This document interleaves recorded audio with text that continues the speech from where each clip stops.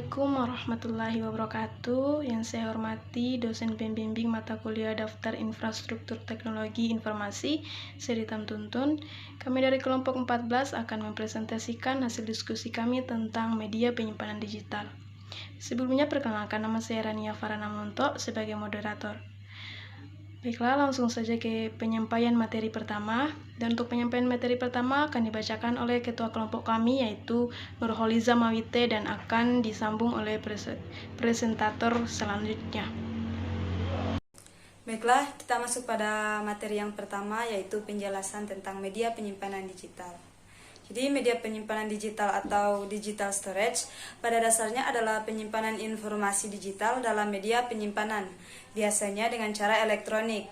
Perangkat penyimpanan biasanya memungkinkan pengguna untuk menyimpan sejumlah besar data dalam ruang fisik yang relatif kecil dan memudahkan berbagai informasi dengan orang lain.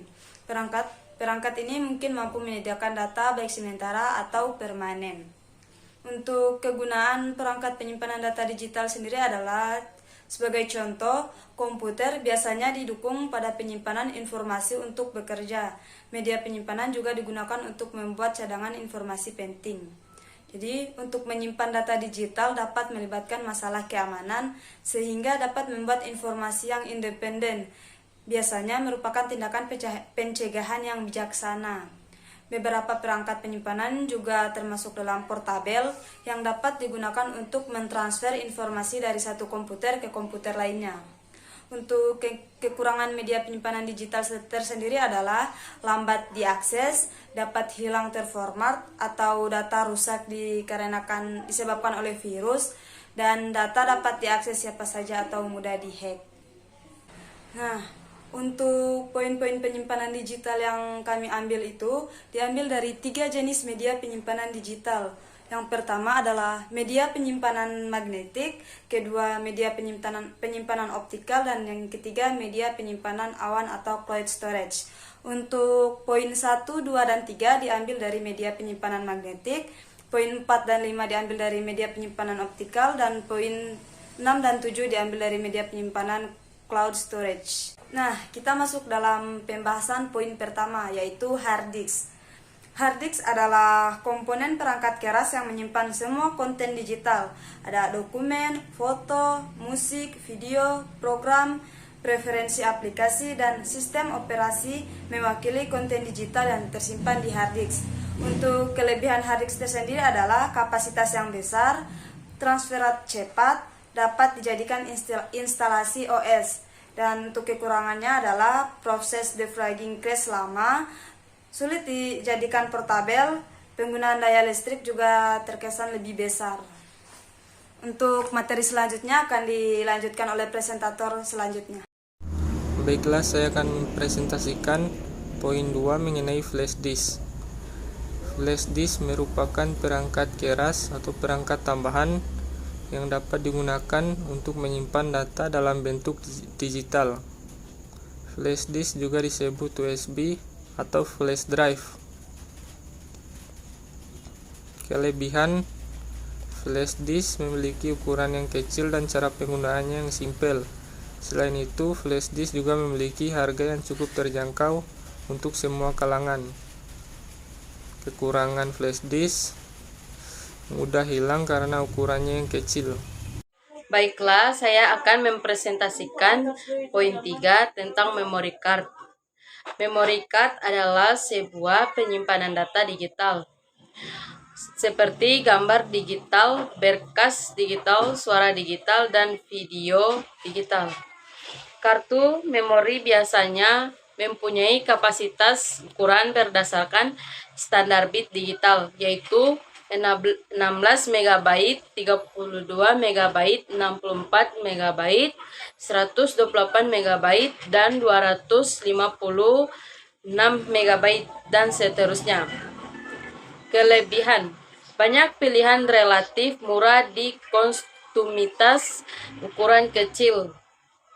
Kekurangan, kecepatan transfer yang mudah, lebih beresiko mengalami memisahkan data file korup. Baiklah, saya akan mempresentasikan poin yang keempat, yaitu DVD. DVD merupakan format penyimpanan data cakram optik digital yang ditemukan dan dikembangkan pada tahun 1995 dan dirilis pada akhir tahun 1996. Format DVD memungkinkan penyimpanan data hingga 17,8 GB. Kelebihannya, kapasitas simpan yang jauh lebih besar dibandingkan dengan CD, mulai dari kapasitas 4,7 GB atau single layer dan single seated, memungkinkan film sepanjang 2 jam tergantung dalam satu keping DVD.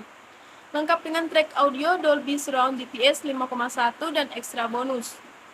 Kapasitas gambar yang jauh lebih baik dengan kapasitas audio Dolby Surround ProLogic dan DTS 5,1 yang menjamin kualitas suara yang menggelegar.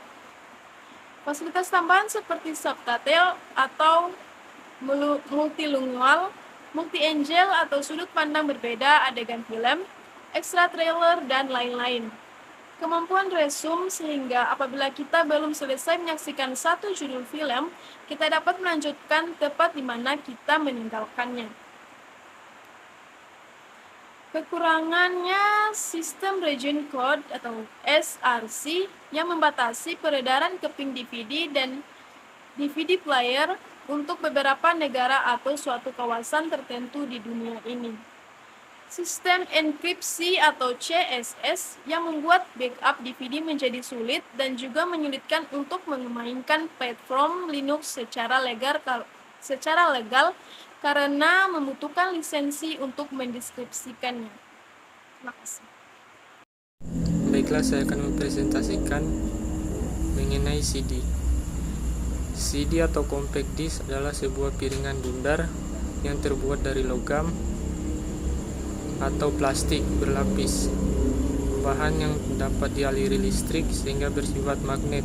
CD menyimpan data dan direkam di atasnya, kemudian dibaca dari disk dengan menggunakan kamparan pengodeksi yang dinamakan HIF. Kelebihan CD: aman dari virus. CD juga mudah disimpan dan tidak memakan banyak tempat. Data dalam CD sudah penuh, bisa membeli yang baru karena harga terjangkau. Kekurangan CD: mudah tergores dan menyebabkan data tidak bisa dibaca oleh komputer. Baik, kita masuk pada poin ke-6 yaitu Google Drive. Google Drive merupakan layanan penyimpanan file dan berkas dari Google yang diluncurkan pada tanggal 24 April 2012 lalu. Secara otomatis, Google Drive akan tersinkronisasi dengan layanan Google lainnya seperti Gmail, Hangouts, Google Photos, dan lainnya.